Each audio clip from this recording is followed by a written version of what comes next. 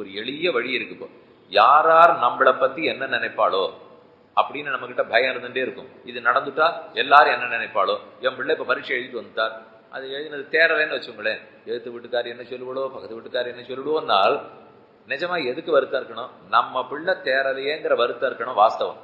யார் அதை பத்தி என்ன நினைப்பாளோங்கிற வருத்தம் தான் நமக்கு ரொம்ப கூட இருக்கு. நம்ம வீட்டுல மின்சாரம் போயிடும், ஏதோ சட்டுன்னு போயிடுது, இப்ப போச்சா, இப்ப நேரம் மணி போச்சா இல்லையோ, உடனே பக்கத்து வீட்டுல இருக்கா பாருன்னு அது இருந்துடுதுன்னா பெரிய ஆபத்து. அப்பதான் கவலை 2 மடங்காயிடும். அங்கேயும் போயிருக்குதுன்னா திருப்தி, அப்ப ஒண்ணும் கவலை இல்லை. நல்ல வேலை எல்லாருக்கும் சமமா போயிருக்கோம். நீங்க எனக்கு மட்டும் போய் அவருக்கு போகாத இருந்துருந்தால் அப்ப நம்ம அவர் வீட்டுல இருக்கே, அவர் வீட்டுல இருந்ததுக்காக நான் படிக்க முடியுமா? முடியாது. என் வீட்டுல இருந்தா தான் நான் படிக்க முடியும். நான் துணி துவைக்கிற யந்திரத்தை அவர் வீட்டுல மின்சாரம் இருந்தா நான் போட முடியுமா? முடியாது. ஆனா மனசு எதை நாடுறது பாருங்க, அவருக்கு இல்லை எனக்கும் இல்லை, எனக்கு இல்லை அவருக்கு இல்லை, அவருக்கு இருந்து எனக்கு இல்லைன்னா தான் கஷ்டம் அப்படின்னு தோன்றதோ இல்லையோ. இதெல்லாத்தையும் முதல்ல விட பார்ப்போம். இப்படி நினைச்சிருந்தாலே மனசு ரொம்ப வருத்தப்படும், ரொம்ப அழுத்தமா அழுக்குத்தான் சேரும். இந்த அழுக்கு எல்லாத்தையும் எடுத்துட்டு லேசா மனசை வச்சிருந்தால் தெய்வத்தன்மை. இதை 2வது சொல்ற. 3வது ஞான யோக வியவஸ்திதி. ஞான யோகம்னால் உடலையே பத்தி நினைச்சிருக்கிறத தாண்டி ஆத்மாவை பத்தி நினைச்சால் சந்தோஷமான தேவன். உடலை பத்தி நினைச்சு இது என்னாகுமோ இது என்னாகுமோன்னு அதையே பார்த்து வாழ்ந்துட்டால் அவன் அசுரன் தான்.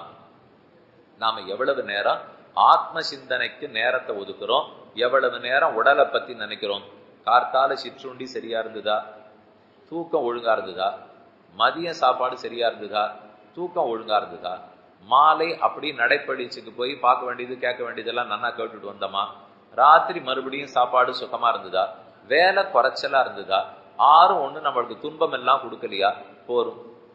இவ்வளவுதானே வாழ்க்கை. இந்த வாழ்க்கையை பத்தியே சிந்திச்சு முடிச்சுடுறோமா? இல்ல, இந்த சரீரம் எனக்கு எதுக்கு கொடுக்கப்பட்டது? நான் ஆத்மாவா, நான் சரீரமா? பகவான் என்னை எதுக்கு படைத்தார்? நான் ஏன் இவனா படைச்சிருக்கேன்? நான் ஏன் இதுவா பிறந்திருக்கேன்? நான் ஏன் அதுவா பிறக்கல? இப்படின்னு ஏதான சிந்தனையில ஈடுபடுறோமா? ஈடுபட்டா தான் நீ நல்ல தெளிவான ஞானி. அப்பதான் தெய்வத்தன்மை இருக்குன்னு அர்த்தம். இதுல நினைவே போகாமல் உடலை பத்தியே நினைச்சு அதுலேயே ஏங்கி இங்கான இப்படி வர்ற சமயத்துக்கு காலில் சின்னதா இடறி இருக்கும். உள்ள வந்தவா அடுத்த 1.5 மணி நாள் உபன்யாசரி அந்த கால் இடறினதை பத்தியே நினைச்சு முடிச்சுடுவா. அப்ப ராமனாவது ராவணவாவது எங்கேன்னு தெரிஞ்சுக்க வந்து இப்ப உபன்யாசகர் வர்றதுக்கு 5 நிமிஷம் ஆச்சா, அவ சின்னதா கூட்டம் கூட்டிட்டு இடறினதை பத்தி எல்லாருக்கும் ஒரு தடவை உபன்யாசம் பண்ணிடுவா. அதான் வந்தீரே பட்டா சொல்லி இப்ப ஆட்டம் உட்காரணும், அதை சொல்லிதான் தீரணுமானால் அதை சொல்லி சொல்லி ஆத்தாத்து போறதுக்கு நமக்கு எல்லாருக்கும் ஒரு ஆசை. அது வேண்டாமே. எது ஒன்னிடத்துல போறதோ உடல் ரீதியானதை விடு. இப்ப காலை எடுக்கணும்னு வந்தா தாராளமா போ, ஒண்ணுமில்லை. வெறுமை இடறி இருக்கு, ஒரு கல் இடறி இருக்கு, விடணும்னு விட்டுடணுமோ இல்லையோ. வெயில்ல வருவார்கள், கால் பொரியும் வாஸ்தவம் தான். என்னமோ மறந்து போய் செருப்பு போட்டுக்காத போயிட்டேன், போயிட்டு வந்துட்டு அன்னைக்கு சாயங்காலம் வரைக்கும் புலம்பி தீர்த்தா என்ன பண்ண முடியும்? தான் வந்தாச்சே, போனோம், வெயில்ல போனோம், வந்துட்டோம். அதை விடுறோம்னால் விடாம அதை பத்தி பேசிட்டு இருக்கோம்னா உடல் சிந்தனையில இருக்கோம்னு அர்த்தம். அதை விட்டுட்டு வேற சிந்தனைக்கு போறோம்னா தான் ஆத்ம சிந்தனை வருதுன்னு அர்த்தம். ஆத்மா என்ன பண்ணும்? பரமாத்மாவை எப்படி அடையும்? இந்த ஜீவன் பரமாத்மாவுக்கு எத்தனை நெருக்கமானவன், அது எப்படி நான் அதை புரிஞ்சுக்க போறேன்? இந்த எண்ணம் வர வரத்தான் அவன் தெய்வத்தன்மையோடு இருக்கார். உடலை பத்தியே சிந்திக்கிறதுக்கு 22 மணி நாள் கூட வச்சுக்கோ. ஒரு 2 மணி நாள் ஆத்ம சிந்தனை கொடுக்கூடாதா? வேண்டாம். 20 நிமிஷம் கொடுக்கூடாதா? ஒரு நாளைக்கு 20 நிமிஷம் ஆத்மாவை பத்தி சிந்திப்போம். கண்டிப்பா செய்யறோம் சுவாமி. ஒரு புஸ்தகம் கொடு, அதை பத்தி சிந்திக்கிறதுக்கு புஸ்தகம் கொடுன்னு நிறைய புஸ்தகம் இருக்கு, கீதையே இருக்கு. அப்ப ஒவ்வொரு ஸ்லோகமா வாசிப்போம். அதுல உங்களுக்கு எந்த ஸ்லோகம் ரொம்ப பிடிச்சிருக்கோ அந்த ஒரு ஸ்லோகத்தின் படியாவது நடக்கிறதுக்கு ஆரம்பித்தால் படிக்கட்டா ஏற்றி 700 ஸ்லோகத்துக்கு அதுவே அழைச்சின்னு போடும். உங்களுக்கு எது ஒத்து வரும்னு தோன்றுகிறதோ அதை மட்டும் பற்றி கொள்ளுங்கள், பொறுமே. அப்ப அபயம் சத்வ சம்சுத்திகி ஞான யோக வியவஸ்திதி தானம், அது ரொம்ப முக்கியமா சொல்றார். நாம வசத்தியா தெய்வத்தன்மையோட இருக்கணும்னா தானம் கொடுக்கணும். ஒன்னும் கொடுக்கவே மாட்டேன், எதுவா இருந்தாலும் எனக்கேன்னு வச்சிருந்தால் அசுரத்தன்மை. இங்க நாம உட்காந்துருக்கோமே, எத்தனை பேர் தானம் பண்றோம்? தானம்னு உடனேவே 1 லட்சம் ரூபாய் கொடுத்தா தான் தானம் நினைச்சுக்க வேண்டாம். 1 ரூபா கொடுத்தாலும் தானம் தான். யார் என்னென்ன சம்பாதிக்கிறோமோ அதுல இருந்து ஒரு சிறு அளவு, ஒரு 6% தான் சொல்றார். 16% சொல்றார் மனு பகவான். அவ்வளவு முடிவு வேண்டாம், 6%. அப்ப 15-16 ரூபா, 16 ரூபா சம்பளம்னா 1 ரூபா. நம்ம சம்பாதிக்கிறது 16 ரூபாயா இருந்தா 1 ரூபாயான தானம் பண்ணுவாயா? ஆனா நம்ம சனாதன தர்மத்துல ஒரு வகை என்னன்னால் பணக்காரர்கள் தானம் பண்ணுவா. ஆனா நம்மாட்ட இருக்கிறவெல்லாம் தானமே பண்ண மாட்டோம். அதெல்லாம் அது கொடுக்கறதுக்குன்னு வேற யாரும் இருக்கா சுவாமி, எங்களை எது கேட்கறீண்டுவா? அப்படி வச்சுக்கூடாது. ஒவ்வொருத்தரும் தனக்குண்டானதை கொஞ்சம் கொடுக்க வேண்டும். அதுக்குன்னு தேவையில்லாத இடத்துல கொடுத்து வீணாக்கிடக்கூடாது. யாரு தேவையோ அதை பார்த்து கொடுக்க வேண்டும். சோறு இல்லாதவர்களுக்கு சோறு, துணி இல்லாதவர்களுக்கு துணி. பணமா கொடுத்துட்டா இந்த நாள்ல அது ஒரு கேடு வருது. எதுக்கெடுத்தாலும் பணம். இப்ப உபன்யாசமே என்ன எடுத்து, வேத பாராயணம் என்ன எடுத்து, வேஷ்டி புடவை, முந்திரி பருப்பு, பாதாம் பருப்பு, வெண்ணெய், தேனு, அரிசி, பருப்பு, இதெல்லாம் இப்ப நீங்க ஒத்தொத்தரும் கொண்டு கொடுத்து சாமி ஊருக்கு எடுத்துன்னு போய் அடுத்த 1 மாசத்துக்கு நன்னா சமையல் பண்ணி சாப்பிடும். சொன்னா நான் சாப்பிட மாட்டேன்னா சாப்பிடுவேன். பண்ணுவாளானால் ஆளுக்கு 100 ரூபா போட்டுட்டு பணத்தை எடுத்துன்னு போய் ஊர்ல போய் நீரே வாங்கிக்கோங்கன்னு வீடு. இது அடியன் தாப்பனார் காலத்தில் கிடையாது. அவர் இப்ப பரமோதித்தே 30 வருஷம் எடுத்துன்னு வச்சுங்க. அப்ப அதுக்கு 40 வருஷம் முன்னாடி அவர் சொல்ல ஆரம்பித்தார். அப்பனா இன்னிலேருந்து ஒரு 70 வருஷம் 1950 கிட்டேன்னு வச்சுங்களேன். அந்த சமயம் சொன்னது. அப்பெல்லாம் போனீங்கன்னா எல்லாம் தேனா வரும், பாலா வரும், தயிரா வரும், மோரா வரும், பொட்டலமா வெண்ணெய் வரும். பணம் எல்லாம் ரொம்ப வரவே வராது. ஆனா வீடு முழுக்க செழிப்பா பொருட்கள் நிறைய இருக்கும். நன்னா சாப்பிட்டுருக்கோம், ஒரு குறைவில்லை. ஆனா கையில கத்தையா பணம் பார்த்துருக்கோமானா பார்த்ததே கிடையாது. அது தெரியாது. அது இல்லாத வரைக்கும் அடி என் சாப்பாட்டுல குறை வந்துன்னு சொல்லவே இல்லை. நன்னா சாப்பிட்டுருக்கோம், செழிப்பா தான் இருந்திருக்கும். பழமா இருக்கும், காய்கறியா இருக்கும், பாலா இருக்கும், எல்லாம் இருக்கும். ஆனா பணத்தை பார்த்தது இல்லை. இப்போ வேஷ்டியா கொடுப்பா, போனா வேட்டி வச்சு கொடுத்துருவா. கேட்டா அவர்கள் சொல்றது, பணத்தை வாங்கிட்டு இதைத்தானே வாங்க போற, இல்ல பணத்தையே வேட்டியா கட்டிக்க போறியா, பணத்தையே சீடே முறுக்காட்டம் சாப்பிட போறியா? சாப்பிட முடியாது. பணத்தை வச்சுன்னு வாங்கித்தானே சாப்பிட முடியும். அப்ப பணமா நீங்க கொடுக்கறதுக்கும் பொருளா நீங்க கொடுக்கறதுக்கு என்ன வித்தியாசம் நீங்க தான் யோசிக்கணும். இப்போ பொருளா கொடுத்தா என்ன ஆகும், பணமா கொடுத்தா என்ன ஆகும்? பொருளா கொடுத்தா அதை கொண்டு கொடுக்கறதுக்கு நீங்களும் கொஞ்சம் மெனக்கெட்டு இருப்பீர்கள். அதை எடுத்துன்னு போய் பண்ணி சாப்பிடறதுக்கு நானும் கொஞ்சம் மெனக்கெட வேண்டும். அப்பதான் அந்த பொருளை நான் சாப்பிட முடியும். அப்பன்னா கொடுத்த உங்களுக்கும் என் நினைவு இருக்கும், வாங்கின எனக்கும் உங்க நினைவு இருக்கும். ஆனா பணம் நான் எடுத்துன்னு வச்சுங்க, மொத்தமா தட்டை எடுத்துன்னு போவா, ஆளாளுக்கு போட்டிருப்பீள், யார் என்ன கொடுத்தீங்கன்னு எனக்கு தெரியாது, அப்படியே கத்தையா எடுத்து கொடுப்பா. நான் திரும்பி போன பிற்பாடு எதுவோ நான் வாங்கிப்பேன். இப்போ நான் எதுக்கு அதை செலவழிச்சேன்னு கூட உங்களுக்கு தெரிய போறது இல்லை. நான் தேவையானதுக்கு செலவழிச்சேனான்னு உங்களுக்கு எப்படி தெரியும்? ஆனா அரிசி பருப்பா வாங்கி கொடுத்துட்டால் சாப்பாட்டுக்குத்தானே செலவழிச்சாகணும், வேற வழியே கிடையாது. சொல்லி வேட்டி கொடுத்துட்டா உடுத்திட்டு தானே ஆகணும். போது அதனால தானம் கொடுக்கும் போது ஜாகிரதையா பண்ணணும். அதுக்குன்னு நாளன்னைக்கு தட்டெடுக்க வரும்போது எல்லாரும் ஒரு வேட்டி ஒரு பழம் போட்டுட்டோம் அப்படின்னு சொன்னா நடத்துறவா பாடு ரொம்ப கஷ்டமா போயிடும். அடியே என்ன பண்ண போறேன், கொண்டு ஊர்ல கொடுங்கோட்டு நாங்களே போட போறேன். சரி, அவாதான அப்புறம் கொண்டு கொடுக்கணும். அதனால எதுக்கு சொல்ல வரேன், காலம் இந்த விஷயத்துல நிறைய மாறி இருக்கு. ஆளாளுக்கு தானம்னா கொஞ்சம் கூட கொடுக்கலாம், நிறையத்தான் தானம் பண்ணணுங்கிறது இல்லை. 8 எள்ளு தானம் பண்ணா எவ்வளவு பெரிய தானம்னு தர்மம் ஒத்துக்கிறது தெரியுமா? ஒரு பசுமாட்டினுடைய கழுத்தை ஆசையா தடவி கொடுத்தா தானம்ங்கிறது. அதனால் நாம நினைக்கிற விஷயம் மட்டும் லட்சம் 10 லட்சம் கொடுத்தா தான் தானம் நினைச்சிக்கவே வேண்டாம். ஒருத்தர் கோவில் கட்டணும்னா 1 ரூபாய் நீங்க கொண்டு போய் கொடுத்தா கூட தானம் தான். அது ஆரோ பசுமாடு வாங்க போறாருன்னா ஒரு வேளைக்கு ஒரு புல்லு கட்டு வாங்கி போட்டா கூட தானம் தான். ஒரே கட்டு அகத்திக்கீரை வாங்கி துவாதசி அன்னைக்கு கார்த்தால கொடுத்தா கூட ஒரு தானம் தான். ஆனா தானம் பண்ணணும். எந்த சின்ன தானம் அவனா இருக்கட்டும், அதுக்குன்னு மெனக்கட்டு தானம் பண்ணணும். அதுக்கு தான் சொல்ல வந்தேன், மெனக்கடாத பண்றது தானம் இல்லை. கொஞ்சமான கார்த்தால எழுந்தேன்னா போய் பார்த்து நல்ல கீரையா வாங்கி மாட்டை நல்லதா தேடி அதை போய் ஒரு தரம் பிரதட்சணம் பண்ணி அதுக்கு ஒரு ஆரத்தியை காட்டி இந்தா சாப்பிட சொல்லி இதெல்லாம் பண்ணணுமோ இல்லையோ, அதைத்தான் தானம். இதெல்லாம் மெனக்கடுறதுக்கு தயாரா இருந்தா தேவன், மெனக்கடாத இருந்துட்டா அசுரம். அப்ப சின்ன சின்னதா பிரிச்சு கொடுத்துறாரு. இப்போ இதுல ஏதாவது பூ தொடுக்கிறதுக்கு மெனக்கட்டேனா, பெருமாளுக்கு சந்தனம் அரைக்கிறதுக்கு மெனக்கட்டேனா, இன்னைக்கு நான் ஏகாதசி பட்னின்னே வச்சுப்போமே, இருந்தாலும் எங்க பெருமாளும் பட்னின்னு விட்டா அவருக்கு எதுக்கு ஏகாதசி, எனக்கு தான் ஏகாதசி, அவர் பட்னி இருக்கேன்னு எந்த தர்மத்திலையும் சொல்லலையே. அப்ப அன்னைக்கு நான் சமைக்கணும், அவருக்கு நைவேத்தியம் கண்டிப்பா உண்டு, ஆனா நான் சாப்பிடக்கூடாது. அவருக்கு பண்ற வரைக்கும் வச்சிருந்தால் அப்ப அதை மெனக்கட்டேன்னா தெய்வத்தன்மை இல்ல, நான் தான் சாப்பிடல இவருக்கு எதுக்கு அப்படின்னு ஒண்ணு பண்ணாத விட்டுட்டேன், அசுரத்தன்மை. இப்ப சின்ன சின்னதா தான் கண்ணன் பிரிச்சு விடுறார். தானம் தமஸ்ச, மன அடக்கம். தமம் தமம்னு சொன்னால் மனசு கண்ட இடத்துல மேய போச்சுன்னால் போகாமல் ஓரளவுக்கு அடக்க வேண்டும். ஒரு இடத்தை பத்தி நம்ம நினைக்கிறோம்னு வச்சுக்கோ, அந்த நினைவை தாண்டி இன்னொரு இடத்துக்கு மனசு போறதுனால் அடக்க முடியுமாங்கிறதான் கேள்வி. அது போகத்தான் போகும். ஆரம்பத்துல எல்லாம் அவ்வளவு சுலபமே கிடையாது. இந்திரியாணி பிரமாதீனி ஹரந்தி பிரசவம் மனஹா என்ன தஸ்யாகம் நிகிரகம் மன்னிய வாயோரிவ சுதுஷ்கரம்ங்கிறது கீதையிலே ஸ்லோகம். ஓங்கி ஒரு காத்து வீசுறதுன்னு வச்சுக்கோங்க, அந்த காத்து வீசிய ஒரு சின்ன துரும்பு அதுல சிக்கின்னு இருக்குனால் அந்த துரும்பு முடிவெடுத்து நான் இந்த காற்றினால் அலைக்கழிக்கப்பட மாட்டேன்னு முடிவெடுக்க முடியுமா? அதாலே துரும்பு முடிவெடுத்ததுன்னா அதான் காத்துல சிக்கின்னு இருக்கு. அப்ப அந்த துரும்பு பறக்கத்தான் பறக்கும். அது போல நமக்கு மனம்ங்கிற வெள்ளம் அடிச்சுன்னு போகும்போது துரும்பாட்ட நம்மளாலாம் முடிவெடுக்க முடியாது. அப்ப யார் அந்த துரும்ப காப்பாத்தலாம்? சக்தி இருக்கிற ஒருத்தர் கையை வச்சு துரும்பு எடுத்துடலாம். அப்ப அந்த துரும்பு என்ன செய்ய முடியும்? தன்னை காப்பாத்திக்க முடியாது. சக்தி இருக்கிற நீர் என்னை வெளியில கொண்டுடும்னு பிரார்த்திக்கலாம், அது முடியும். அதே போல நமக்கு இந்த மனசுங்கிறது வெள்ளமா அடிச்சுன்னு போறதுனால் கையை கூப்பி கொண்டு கண்ணனே நீதானே மனத்தை அடுக்குபவன், அப்போ என் மனசு கண்ட இடத்துக்கு போகாதபடிக்கு நீதான் உன் திருவடியில சேர்த்துக்கணும் அப்படின்னு பிரார்த்திக்கலாம். தானே அந்த மனசு அடங்க ஆரம்பிக்கும். அதைத்தான் தமம்னு சொல்றார். அடுத்தது யஜ்ஞம். தினப்படி பூஜிக்கிறியா இல்லையா? ஒரு 15 நிமிஷமாவது பூஜைக்குன்னு வச்சிருக்கியா? யஜ்ஞம்னா உடனே யாகம் நினைச்சுக்க வேண்டாம். யஜ தேவ பூஜாயாம்னு தாத்து, தெய்வத்துக்கு பூஜை பண்ணோம்னாலே பெரிய சமாச்சாரம். அதை தினப்படி செய்றியா? அப்ப நீ தெய்வம். சாமி நாங்க பார்த்திருக்கோம், அசுரர்கள்லாம் கூட பூஜை பண்ணுவான்னு பார்த்திருக்கோமே. வாஸ்தவம், உங்க கேள்வி நியாயம்தான். இந்திரஜித்து சண்டை போட வரச்சே லக்ஷ்மணனோட சண்டை போட வரார். நிகும்பிலான்னு ஒரு யாகம் பண்ணார், கேள்விப்பட்டிருப்பேன்.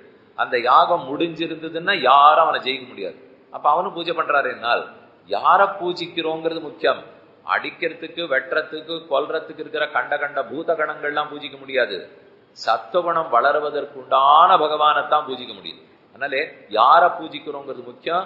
எந்த வேளையில பூஜை பண்றோம்? அவர் அர்த்த ராத்திரியில பூஜை பண்ணிட்டு இருக்காரான்வா, அவ்வளவெல்லாம் சாத்விக குணம் கிடையாது. பகல் பொழுது சூரிய உதயமான அப்புறம் எதுவும் செய்யணும், சூரிய அஸ்தமனமானத்துக்குள்ள முடிச்சுடணும். இதுதான் வைதிக கர்மா. எந்த வேதம் சொல்லப்பட்ட கர்மமா இருந்தாலும் அது சைவர்களா இருக்கட்டும் வைஷ்ணவர்களா இருக்கட்டும் யாருக்கும் ஒரே சட்டம் தான். சூரிய உதயமானா பண்ணுவோம், சூரிய அஸ்தமனத்துக்குள்ள முடிச்சுடுவோம். இதுல கொஞ்சம் விதிவிலக்கு எங்கே? நரசிம்ம பெருமான் மாலை பொழுதில் அவதரித்தார். அதனால நரசிம்ம ஜெயந்தி அன்னைக்கு சாயங்காலத்திலே ஆராதனை பண்ணுவோம். அதே போல பிரதோஷ காலம் சிவன் கோவிலையும் முக்கியம், நரசிம்மர் கோவிலையும் முக்கியம். சாயங்கால வேலை பிரதோஷ காலம்னு சொல்ல பாருங்க. ஏன்னா அது அவரெல்லாம் தோன்றிய நேரம், நர்த்தனமாடின நேரம், அதனால அந்த சமயத்துக்கு போவோம். பாதராத்திரிங்கிறது ஒன்னே எங்களுக்கு தெரிஞ்சது கோகுலாஷ்டமி. அவர் ராத்திரி வேளையில பிறந்தார் சுவாமி. அதனால அவருக்கு ராத்திரி திருமஞ்சனா லட்டு பாதுஷா அது இது என்ன உண்டோ தட்டை வடை முறுக்க சீக்கு சீடை எல்லாமே ராத்திரி தான். அப்ப கார்த்தாலேருந்து பண்ணி முதுகு போடுது. ராத்திரி 8:30 மணிக்கு ஆராதனை ஆரம்பிச்சு 10:45 மணிக்கு நைவேத்தியம் முடிச்சு 11லேருந்து 12 வரைக்கும் குடும்பமா உட்காந்து மொத்த பக்ஷணத்தையும் சாப்பிட்டு படுத்துக்க போனோங்கிற பாருங்க. அது மட்டும் ராத்திரி. ஏன்னா அவர் பிறந்தது ராத்திரியானபடியா. அப்ப நரசிம்ம ஜெயந்தி மாலை, பிரதோஷம் மாலை, கோகுலாட்டமி மாலை, மற்றபடி எதுவா இருந்தாலும் பகல் பொழுது. அப்ப யார வணங்குறோம், எந்த பொழுதுல வணங்குறோங்கிறத பொறுத்து தான் நமக்கு அந்த சிந்தனை ஏற்படுமா. யஜ்ஞம் ஆராதனை மாறுது. அப்ப அபயம் பயப்படாத இருக்கிறது. சத்துவ சம்சுத்தி மனசு தெளிவா இருக்கிறது. ஞான யோக விவஸ்திதிக்கு ஆத்மாவை பத்தி அப்பப்ப சிந்திக்கிறது. தானம் நம்ம கிட்ட பிடித்தமான இருக்கிறத புறத்தி யாரு கொடுக்கிறது. தமம் மன அடக்கத்தோடு இருப்பது. யஜ்ஞம் தினப்படி ஆராதனை பண்ணுவது. சுவாத்தியாயம் இதுதான் பாசுரங்கள் ஸ்லோகங்கள் சொல்றது. நம்ம எல்லாம் சொல்றோமா? திருப்பாவை இப்ப 30 நாள் மார்கழி மாசம் வந்துருமே, விடாம 30 பாட்டு சொல்லுவோமா? 30 தப்பாமே இங்கி பரிசுரைப்பார் 2 மால் வரை தோல் நாண்டாள் பாசுரம் தப்பாம ஒவ்வொரு நாளும் சொல்லணுமா? 30 நாளும் சொல்ல வேண்டும். ஆண்களா இருந்தா 30 நாளும் சொல்லணும், பெண்களா இருந்தா 27 நாளாவது கண்டிப்பா சொல்லித்தான் தீர வேண்டும். அப்ப அவரவர்களுக்குங்கிறது இந்த ஸ்லோகம் சொல்றதுங்கிறது முக்கியம். வேதம் படிக்கிறவர்களா இருந்தா வேதத்தை சொல்லிட போறா. இல்ல அதெல்லாம் எனக்கு ஒண்ணும் தெரியாது சுவாமி, இருக்கே திருப்பல்லாண்டு சொல்லலாம், பல்லாண்டு பல்லாண்டு பல்லாயிரத்தாண்டு பலகோடி 100,000 மல்லாண்டதென்றோள் மணிவண்ணா ஜெயவடி சிவதிருக்காப்பு பாட்ட சொன்னா பகவான் அத்தனை ஆனந்தப்படுறார். உங்களுக்கு வீணை தெரியுமா? உட்காந்து சந்நிதியில வாசிக்கிறது. ஆட தெரியுமா? ஆடுறது. பாட தெரியுமா? பாடுறது. நாம சங்கீர்த்தனம் பஜனை தெரியுமா? பண்றது. எது உண்டோ அதை தினமும் பண்ணணுங்கிறார். இவர் சொல்ற எல்லாமே கொஞ்சம் தினமும்னு சேர்த்துங்கோ. இவ எதையும் மாசத்துக்கு ஒரு தினம் பண்ணா போறோம், வருஷத்துக்கு ஒரு தினம் பண்ணா போறோம்னு இல்லை. அன்றாட 5 நிமிஷம் பண்ணியா, தினமுமே பண்ணியா. என் கோவில் கட்டி கும்பாபிஷேகம் பண்றா பாருங்க. ராமானுஜர் காலத்துல ஸ்ரீரங்கத்துல ஒரு வழக்கம். இப்பெல்லாம் 12 வருஷத்துக்கு ஒரு தினம் கும்பாபிஷேகம் பண்ணணும்னு வச்சுட்டு இருக்கா. திருப்பணி பண்ணணும், எல்லாம் பழுது பார்க்கணும், 12வது வருஷம் வரும் கும்பாபிஷேகம் பண்ணணும். அதெல்லாம் ராமானுஜர் காலத்துல அவர் ஒத்துக்கவே இல்லை. அவர் சொன்னது அப்ப அதெல்லாம் சாத்தியப்பட்டது. எவ்வளவு சாத்தியம் தெரியாது. நித்தியப்படி எல்லாத்தையும் பழுது பார்க்கறதுக்கு மொத்தத்துக்கும் சிப்பந்திகளை வச்சிருந்தார் அவர். எங்க கல்லு வேலை பார்க்கறதுக்கு தனி, துணி வேலை பார்க்கறதுக்கு தனி, தச்சு வேலை பார்க்கறதுக்கு தனி, ஆபரணம் பொற்கொல்லர் வேலை தனி, தனித்தனியா கோவில்லயே இருந்தா. எவ்வளவு தூரம்னா 2 பக்கம் காவேரி இருக்கும் இல்லையா, ஸ்ரீரங்கத்துக்கு ஒரு பக்கமும் காவேரி, இன்னொரு பக்கமும் காவேரி. அப்ப காவேரியில வெள்ளம் வந்துட்டா சாமான்லாம் எப்படி வரும்? மடப்பள்ளியில பொங்கல் பண்ணோம்னா அரிசி வரணுமே, வெளியில இருந்து வரணும் இல்லையா? எப்பவுமே 2 காவேரி கரையிலையும் ஓடக்காரங்க நிறுத்தி வச்சிருப்பான். அப்ப ஓடக்காரன்ல இருந்து, செருப்பு தைக்கிறவர்ல இருந்து, சலவ தொழிலாளில இருந்து மொத்த பேரையும் வச்சுன்னு அன்னன்னைக்கு கைங்கறி அன்னன்னைக்கு சேர்த்து வச்சுன்னு மொத்தத்தையும் போனதை வந்ததை 12 வருஷத்துக்கு ஒரு தரம் பூசறேன்னே பண்ண மாட்டார். அப்ப அன்னன்னைக்கு முடிஞ்சிடும் நாள். அதனாலதான் ஸ்ரீரங்கத்துல சம்பிரோக்ஷணம்ங்கிறது முக்கியமாவே இருக்காது. எல்லா இடத்துலயும் கும்பாபிஷேகம் எவ்வளவு பிரபலமா நடக்கும். ஆனா ஸ்ரீரங்கத்துல கும்பாபிஷேகம்னால் அப்படியே நடக்கும், ஒண்ணு பெருசா நடக்காது. ஏன்னா அது ஒரு வழக்கத்திலேயே இருந்தது இல்லை, அது சமீப காலத்து வழக்கம். அப்ப அன்னன்னைக்கு பண்ணணுமே தவிர தள்ளி தள்ளி வச்சு பண்றது இல்லை. அதனாலதான் சுவாத்தியாயா தப, தப ஆர்ஜவம். தபஸ்ங்கிறது உடனே இப்போ வசிஷ்டர் விஸ்வாமித்திரர் ஆட்டு இப்படி அமர்ந்துட்டு கையெல்லாம் இப்படி வச்சு இந்த மணிமாலையெல்லாம் உருட்டின்னு இருக்கிறதுன்னு சொல்லலைங்க. தபஸ்னால் ஏதோ ஒரு ஞானத்தோட சேர்ந்து நம்மளை கொஞ்சம் வருத்திக்கிறது, இதுதான் தபஸ். தபஸ் பண்ணணும்னாலே வருத்திக்கணும்னு ஒத்துக்கிறீங்களா? ஏதோ ஒரு விதத்துல உடம்ப வருத்திக்காம தபம் பண்ண முடியாது. அதெல்லாம் குண்டூசி முனையில தபஸ் பண்ணுவா, மலைக்கு மேல இருந்து தபஸ் பண்றாலாம் கேள்விப்பட்டிருக்கோம். பட்னியே இருந்து ஒரு நாளைக்கு ஒரு வேளை சாப்பிட்டு உபவாசம் இருந்தா அதுவே தவம். 2 வேளை உபவாசம் இருந்தா தவம். மௌன விரதம் இருந்தா தவம். அமராமல் நின்றுட்டே இருந்தா தவம். இந்த மாதிரி ஒவ்வொன்றும் சின்ன சின்ன விஷயம். நான் உட்காரவே மாட்டேன், படுக்கவே மாட்டேன், இன்னைக்கு முழுக்க நின்றுட்டே இருக்க போறேன், அது ஒரு தவம். ஏன்னா உடம்ப வருத்திக்கிறோம். பகல்ல மட்டும் ஒரு வேளை சாப்பிட போறேன், ராத்திரி வேளை சாப்பிட போறது இல்லை, தவம், அது உபவாசம். இன்னைக்கு முழுக்க நான் பேச போறது இல்லை, சுவாமி இதுதான் நல்ல தவம். இப்ப சொன்னிருப்பாரோ எல்லாருக்கும் ரொம்ப திருப்தியா இருக்க போறது. முக்கியமா மனைவியை பத்தி கணவனுக்கு, கணவனை பத்தி மனைவிக்கு ரொம்ப திருப்தியா இருக்கு. எப்ப இவர் வாயை மூடுவாருன்னு தான் பார்த்துட்டேன். நல்ல வேளை இன்னைக்கு முழுக்க பேச போறது இல்லை. ஆனா அவர் நினைச்சிட்டு இருப்பார், நான் பேசாம அவ எவ்வளவு தூரம் வருத்தப்பட போறாளோன்னு. அன்னைக்குதான் சந்தோஷமே படுவாள். அந்த ஒரு நாள் நல்ல வேளை தப்பிச்சோம், இன்னைக்கு ஒரு நாளாவது நாம இப்போ இல்லைன்னா இப்படியே பேசி நான் செஞ்சேன் வீட்டுல இருக்கிற மனைவி எல்லாத்தையும் பண்ணிட போறா. ஆனா சொல்லிக்கிறதுலாம் அவர், நான் தான் செய்தேன்னா இது எல்லா மனைவிகளுக்கும் தெரியும். இப்படித்தான் அவர் பேசிப்பார். வாசல்ல வரவேற்பார், இல்லை யாரானு பார்க்க வந்திருப்பா, நான் இதை பண்ணேனாக்கா அதை பண்ணேனாக்கான்னு சொல்லிட்டு இருப்பார். ஒன்னும் அவர் பண்ணிருக்க மாட்டார், எல்லாத்தையும் இவ பண்ணிருப்போம். ஆனா வாசல்ல வந்து இதெல்லாம் நீங்க பண்ணவே இல்லையான்னு கேட்கவே மாட்டார். இப்படித்தான் தெரியுமே. சரி பேசிட்டு போட்டோம், ஆச்சு 25 வருஷம் தள்ளியாச்சு, இன்னொரு 10 வருஷம் தள்ளினா பெருமாள் திருவடியே சேர்த்துனோட போறார் அப்படிங்கிறதுலயே தான் பாதி பேர் வாழ்ந்துட்டு இருப்போம். அவரவர்களுக்கு தெரியும்னு வச்சுக்கோங்க. அப்ப சுவாத்தியாய தபஹா, நம்ம ஓரளவுக்கு வருத்தி கொள்வது, ஞானத்தோட வருத்திக்கிறது. வருத்திக்கிறதுங்கிறதுக்காக வேணும்னு என்ன போட்டு அடிச்சுக்கிறத நான் சொல்லல, அது பண்ணக்கூடாது. சாஸ்திரம் எதை வருத்திக்கலாம்னு சொல்லிருக்கோ அந்த விஷயத்தில் வருத்தி கொள்ளலாம். நான் ஓங்கி என்ன அடிச்சுட்டு நான் வருத்தி கொண்டேன், இது தபசு தானேன்னு கேட்டா அது தபஸ் இல்லை. நீ எப்படி உபவாசம் இருக்கலாம், எப்படி விரதம் இருக்கலாம்னு சொல்லிருக்கோ அப்படி இருக்கிறது தான் தபஸ் ஆகும். ஆர்ஜவம், அதுக்கப்புறம் நேர்மை. எதை நினைக்கிறோமோ நினைச்சத பேசணும், பேசினத்தை செய்யணும். உன்னை நினைச்சிட்டு உன்னை பேசிட்டு உன்னை செய்யக்கூடாது. நினைச்சதையே பேசணும், பேசினத்தையே செய்யணும். இது 3 ஒற்றுமையா இருந்ததுன்னு வச்சுக்கோ. மனம், மொழி, மெய், இந்த 3 ஒற்றுமையா இருந்தா தெய்வத்தன்மை. இந்த 3 வெவ்வேறு. மனம் போனபடி பேசிக்கலாம், நினைச்சுக்கலாம், வாய் போனபடி பேசிக்கலாம், அதெல்லாம் செய்யணுங்கிற அவசியமே இல்லை. இப்போ சொல்றது ஒண்ணு செய்யறது ஒண்ணா இருக்கலாம், உறுதிமொழியெல்லாம் கொடுக்கலாம், அதெல்லாம் பண்ண வேண்டிய தேவையே இல்லை என்று இருந்தால் அசுரத்தன்மை. பிரிச்சு விட்டுட்டார். இப்ப முதல் ஸ்லோகம் முடிஞ்சது. இதுல எல்லாம் நீங்க தான் பாத்துக்கணும். அபயம் சத்வ சம்சுத்திகி ஞான யோக வியவஸ்திதி தானம் தமஸ்ச யஜ்ஞஸ்ச சுவாத்தியாய ஸ்தப ஆர்ஜவம். 9 விஷயம் தான் சொல்லியிருக்கேன், மொத்தம் 26ன்னு சொன்னேன். இப்ப பாக்கி இருக்கிறது அடுத்து பார்ப்போம். அஹிம்சா, அழக்கா சொன்னார். எந்த விதத்திலையும் மனத்தாலோ மொழியாலோ மெய்யாலோ யாரையும் ஹிம்சிக்க கூடாது. அடிச்சா மட்டும்தான் ஹிம்சைன்னு நினைச்சுட்டு இருக்கோம். வாயால வெஷால ஹிம்சை, குத்தலா பேசுறோம் பாருங்க, அது ஹிம்சிக்க கூடாது. யாரோ ஒருத்தர் ஒண்ணு சொல்றாரா, முதல்ல கேட்டுப்போம், நிதானமா எடுத்து சொல்லுவோம், நன்னா பேசணும். எல்லா ஜீவராசிகளும் சந்தோஷப்படுற அளவுக்கு பேசணும். அதனால ஹிம்சை வாக்கால ஹிம்சிக்காதே, உள்ளத்தால் தீயதை நினைக்கவே நினைக்காது. கெட்டு போயிடணும் அப்படின்னு நினைச்சா பெரிய ஹிம்சைங்கிறார். வாயால வெச்சா கூட பொறுத்துக்கலாம், அடிச்சா கூட பொறுத்துலாம். அப்ப ஆறாதே நாவினால் சுட்டப்படும்.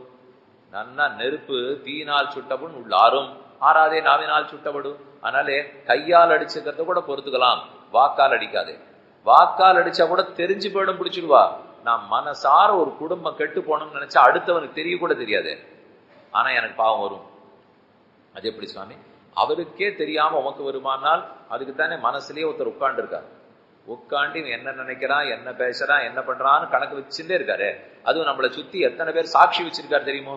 சந்திரன், சூரியன், வாயு, அக்னி, தண்ணீர், பிருத்திவி, இத போல என்னை சுத்தி அவர் எத்தனை சாட்சி வச்சு ஒத்தொத்தனை செய்தி கொடுத்துட்டே இருக்கா அவருக்கு.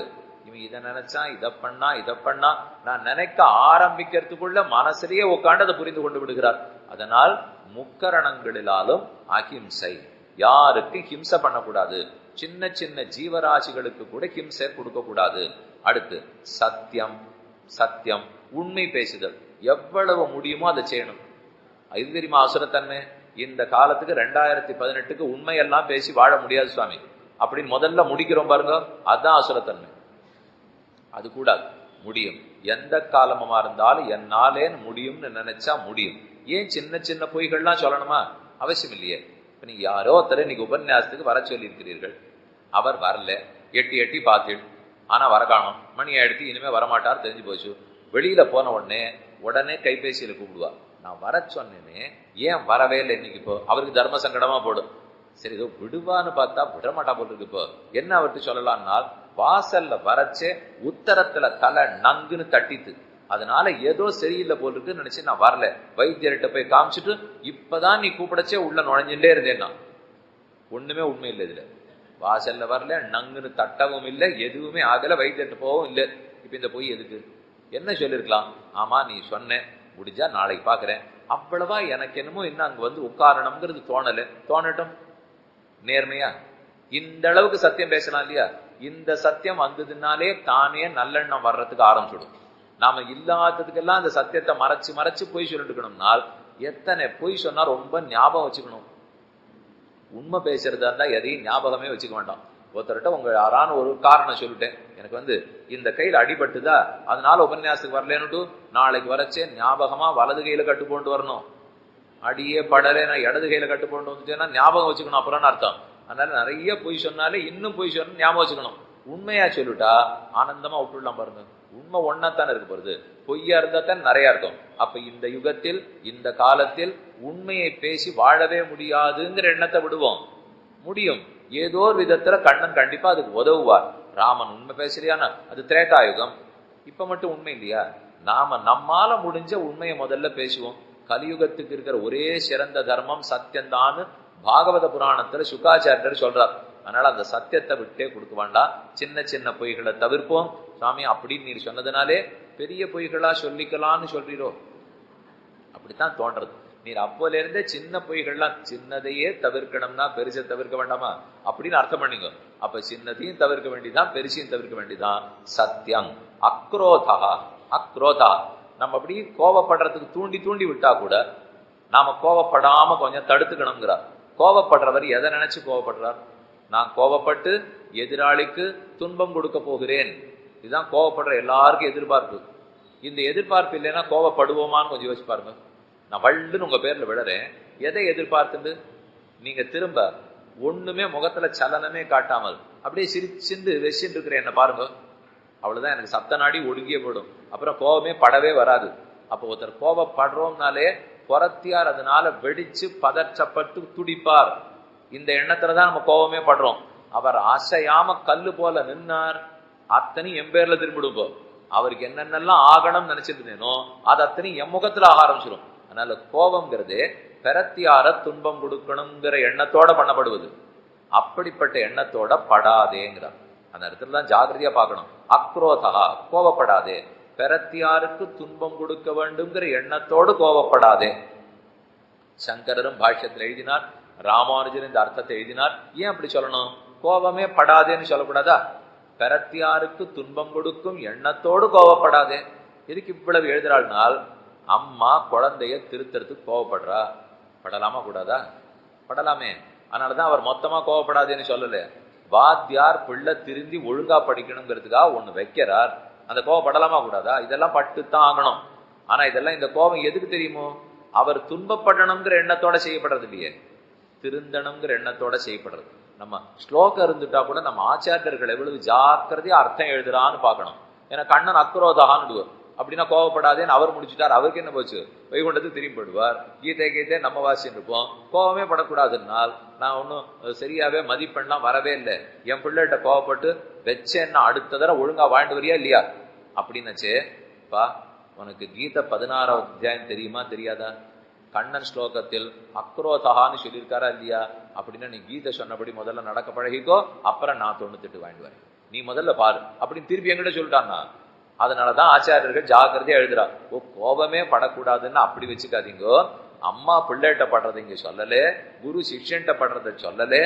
யார் ஒருத்தர் துன்பம் கொடுக்கணுங்கிற எண்ணத்தோட கோவப்படக்கூடாது. அதுதான் அக்ரோதா தியாகா. நம்ம இடத்துல இருக்கிற நல்ல சொத்தை நமக்கு ஏதோ ஒண்ணும் இது இருந்தா எனக்கு ரொம்ப சௌக்கியமா இருக்கு, யாரோத்தர் வந்து அதை கேட்கிறார், அதை கொடுப்பியா மாட்டியா? நான் ரொம்ப நாளா இந்த மாதிரி ஒரு மனை வச்சுருக்கேன், இதை போட்டு உட்காந்தா தான் எனக்கு சௌக்கியமா இருக்கும். ஒருத்தர் வந்தவர், நீர் சுத்தமா உட்காந்துருக்கீன்னு பார்த்தேன், எனக்கு ஏதோ கழுத்து வலியா இருக்கு, அந்த மனையை கொடுமே அப்படின்னா கொடுத்துடுவியா மாட்டியான்னு கேட்கிறார். கொடுத்துட்டா தியாகம், கொடுக்க மாட்டேன்னுட்டா சொகுசு. இவ்வளவுதான் அர்த்தம். இப்போ கொடுக்கறதுக்கு உன் மனசு இசைந்தால் நீ தெய்வத்தன்மை இருக்கிறவர். கொடுக்கறதுக்கு இசையாமல் அது நான் ரொம்ப நாளா இதை வச்சுருக்கேன், இது எனக்கு தான் உபயோகப்பட்டு வரும், இப்போ நீர் வேணும்னா கடையில போய் 200 வாங்கிக்கோ இப்படின்னு சொல்லிட்டேன்னா அப்ப தியாக மனப்பான்மையே இல்லை. இந்த விஷயம் எனக்கு ஒரு நன்மை செய்யறது, அதனால அவருக்கு ஒரு நன்மை இருக்கும், அதனாலதான் கேட்கிறார். அப்படின்னா கொடுப்பியானால் தெய்வத்தன்மை, கொடுக்க மாட்டேன்னு உன்னுடைய சந்தோஷத்தை மட்டும் பார்த்துட்டியானால் அசுரத்தன்மைங்கிறார். கொஞ்சம் நிதானமா யோசிக்கணும். சுவாமி இப்ப நம்ம வீட்டுல எதெல்லாம் இந்த மாதிரி இருக்குன்னு தெரியல, அது எல்லாத்தையும் பட்டியல் போட்டு யார் கேட்க போறாளோ, இது கூட உட்கார்ந்து இருக்கிறவாளே இந்த உபன்யாசத்தை கேட்டுட்டு நான் போறச்சேவே எதை கேட்க போறாளோ தெரியல, இப்போ என்னெல்லாம் பயப்பட வேண்டாம். அப்படியெல்லாம் இந்த நாள்ல யாரும் வந்து கேட்டு விடுறதும் இல்லை. நமக்கும் கொஞ்சம் சௌரியம்னு வச்சுக்கோங்க. அந்த நாளா இருந்தா சட்டுன்னு கேட்டுருவா, எனக்கு இது கொடு அது கொடுன்னுட்டு. இப்போ யாரும் கேட்கறது இல்லை. அவரவர்களுக்கு அகங்காரம் வேற இருக்கு, அது என்ன நாம் போய் இவங்கிட்ட கேட்கறதா? அந்த நாள்ல ராத்திரி வேளையில சாதம் மிஞ்சி தின்னா தாராளமா பிசிச்சு வச்சுன்னு வாசல்ல போற பல பேர் கொடுக்கறது வழக்கம். இப்ப யார் வாங்கிக்க வருவாங்க? வாங்கிக்கிறதுக்கே ஆள் கிடையாது. நான் தானம்னு சொல்லிட்டு இருக்கலாமே தவிர யார் வாங்க வர தயாரா இருக்கா? அவர்கள் நீர் வேணும்னா எப்ப தளிகை சமையல் பண்றீரோ எனக்கு முதல்ல கொடுத்துட்டு நீங்க சாப்பிடுறதானா சாப்பிடுங்க, நீங்க சாப்பிட்டுட்டு நாங்கள்லாம் வாங்கிக்கிறதாவே இல்லை. வாஸ்தவம் தானே? அது அவரவர்களுக்கு எல்லாம் பெருத்து போச்சு, அவாவா பண்ணிட்டு இருக்காள்னு வச்சுக்கோ. அதனால எதுக்கு சொல்ல வந்தேன், நமக்குன்னு நன்மை ஏற்படுத்தக்கூடிய ஒண்ணும் அதை பரத்தியார் கேட்கிறார், அதை அவரோட பகிர்ந்துக்கணும். பண்ணோம்னா தியாகம். அப்ப தியாக மனப்பான்மை இருந்தால் தெய்வத்தன்மை. நாம விட்டு கொடுக்கணும். எனக்கு இந்த சுகம் வேண்டாம், எனக்கு பதில் அவன் சுகத்தை அனுபவிக்கட்டும்னு இருக்கணுமே. எத்தனை வீட்டுல இல்லத்தரசிகள் யாரானு ராத்திரி 4 பேர் சாப்பிட வந்திருந்தால் இன்னைக்கு பண்ணிருக்கிறது போராதுன்னா அநேகமா அந்த குடும்ப தலைவி தான் பட்டி இருந்துட்டு எத்தனை நாள் போட்டதில்லை? ஒரு ஆண் என்னைக்கான்னு இதை பண்ணிருக்காரா? அந்த பெண் அவனுக்கு அது கவனத்து கூட கொண்டு வர மாட்டான், யாருக்கும் சொல்லி கூட கொடுக்க மாட்டான். தான் பண்ணிட்டேன், யாரோ 4 பேர் கணவனுடைய நண்பர்களே வந்திருப்பா, உள்ள இருக்கிறது இருக்கான்னு கூட அவர் கேட்டு கூட மாட்டார், நீ சாப்பிடியான்னு கேட்டு கூட மாட்டார். ஆனா அந்த பெண்ணு மொத்த பேருக்கும் போட்டிருப்போ அவ ஜலத்தை சாப்பிட்டு ராத்திரி படுத்துக்கப்படுவோம். இது பல வீட்டுல நடக்கிறது. ஏன்னா தியாகம்னு அர்த்தம். அப்ப நம்ம சுகத்தை பார்க்காமல் இன்னொருத்தர் கொடுக்குறோம்னால் அந்த பெண்மணி என்ன நினைச்சுப்போ, இப்படியே நம்ம ஏதோ உழைச்சு போயிட்டோம், ஏதானு பிரயோஜனம் இருக்கா இல்லையா தெரியலையே, நினைச்சால் இருக்கிறது. கண்ணனுடைய கீதையின்படி நடந்திருக்கிறீர்கள், ஆகவே கண்ணனுடைய திருவுள்ளத்துல தனி இடம் உண்டு. அந்த நம்பிக்கை தான் நிலைக்கும். மத்த எல்லாம் இவா திருப்திப்படுவா அவா திருப்திப்படுவான்னா எதிர்பார்த்தா நிலைக்கவே நிலைக்காது. இறைவன் திருப்திப்படுவான் இருந்துட்டால் அவர் மாத்திக்கவே மாட்டார். ஏன்னா மத்த மனுஷா திருப்திப்படுவாள்னால் இன்னைக்கு என்ன பிடிச்சிருந்தா திருப்தின்வா, நாளைக்கு என்னோட சண்டைன்னா இல்லைன்னுடுவா. ஆனா கண்ணனா இருந்தா என்னைக்கு திருப்தின்னு சொல்லுவார், மாற்றிக்க மாட்டாரு. தன் உள்ளம் தன் உள்ளமா தான் இருக்கார். அதனாலதான் இறைவா நீதாராய் பறை என் ஆண்டாள் பிரார்த்திக்கும் போது தேவரீர் தான் அடி எனக்கு நன்மை செய்யணும். அப்ப இனிமே நீங்க சமைக்கச்சே கூட வீட்டுல இருக்கிறவாளுக்காக பண்றோம்னு நினைச்சுக்காதீங்க.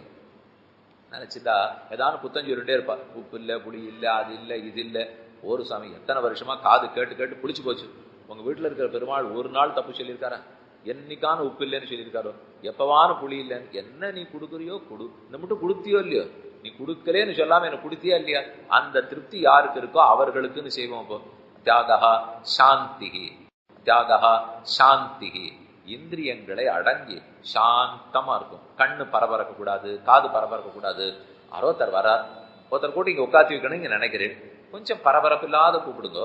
அதுக்குள்ளே அவர் இங்கேயானு போய் உட்கார்ந்து போறாருன்னு ஒரு பரபரப்பு நம்ம கிட்ட பிடிச்சிடும். என்ன ஆயிட போறது? இந்த நாற்காலி இல்லாட்டா அந்த நாற்காலியில் உட்கார போறார், இங்கே உட்காராட்டா கீழே உட்கார போறார். முடிஞ்ச உடனே எழுந்து போத்தான் போறோம். அதனால பரபரப்பை விட்டுட்டு புலன்கள் மெதுவா அடங்கணும். அது பார்க்கறதான் பார்க்கணும், கேட்கறதான் கேட்கணும். கண்ட இடத்துக்கு கண்ணு போகக்கூடாது, கண்ட இடத்துக்கு நாக்கு போகக்கூடாது. எனக்கு இந்த சோறு இது வேண்டாம் ஆயிடுத்து, வயசுக்கு வேண்டியது சாப்பிட்டேனால் நாக்குக்கு வேண்டியது சாப்பிடக்கூடாது. வயத்துக்கு வேண்டியது சாப்பிடுங்க, ஆனா நாக்குக்கு வேண்டியது சாப்பிடுறதுன்னு போனால் அதுக்கப்புறம் கார்த்தால எழுந்து ஓடிண்டே இருக்க வேண்டியதுதான். அது எப்படியோ உடம்பு பாரமா இருக்கு சுவாமி. எனக்கு அப்பப்போ தலை பாரமா படுறது, தலைவலி வந்துடுறது, உடம்பு பாரமா படுறது. பாரத்தை குறைக்கிறதுக்கு வைத்தியர்கிட்ட போனா அவர் நிறைய பணம் எல்லாம் வாங்கிட்டு ஓடுங்கன்னு விடுவோம். இது நானுமே ஓடி இருக்கலாம், சாப்பிடாத குறைச்சு சாப்பிட்டுருக்கலாம். அதனால சாந்தி புலனடக்கம் கண்டிப்பா வேணும். இருந்தால் தெய்வத்தன்மை. அபைசுனம், ஒத்தருக்கொத்தர் கோள் சொல்லவே கூடாது. இன்னார பத்தி அங்க போய் பேசுறது, அதை பத்தி இங்க வந்து பேசுறது, இதை வச்சுக்காதீங்க. பைசுனம்னா கோள் சொல்றது, அபைசுனம்னா கோள் சொல்லாதே. 2வது ஸ்லோகம் முடிஞ்சது. அஹிம்சா சத்தியம் அக்ரோதா தியாகா சாந்திர் அபைசுனம் தயா. அடுத்தது தானம் தமஸ்ச யஜ்ஞஸ்ச ஸ்வாத்யாயஸ்தபயேவச தயா. யார் துன்பப்பட்டாலும் இரக்கத்தோட உதவ போறது. அது நம்ம எல்லாருமே அந்த எண்ணத்தை வளர்த்துக்கணும். வாசல்ல அடிபட்டு ஒருத்தர் இருக்காருன்னா எத்தனையோ பேர் வண்டியோட போயிடுறோம் இல்லையா? இறங்கி போய் அடிபட்டாரே என்னன்னு ஒரு வார்த்தை கேட்கறது இல்லை.